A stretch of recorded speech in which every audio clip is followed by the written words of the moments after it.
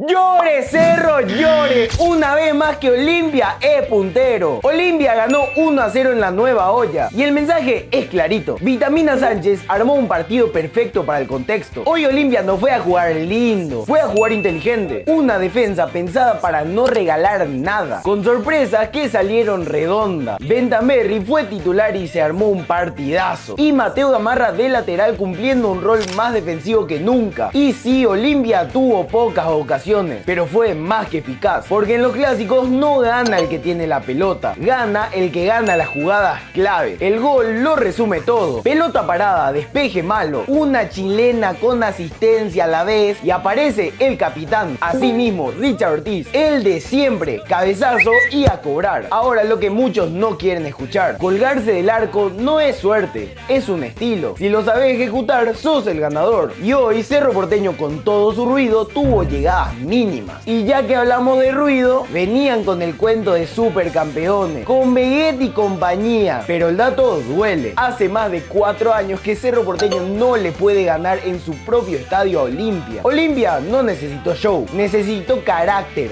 orden y un capitán que aparece cuando todo quema. Para más contenido de calidad, acordate de seguirme.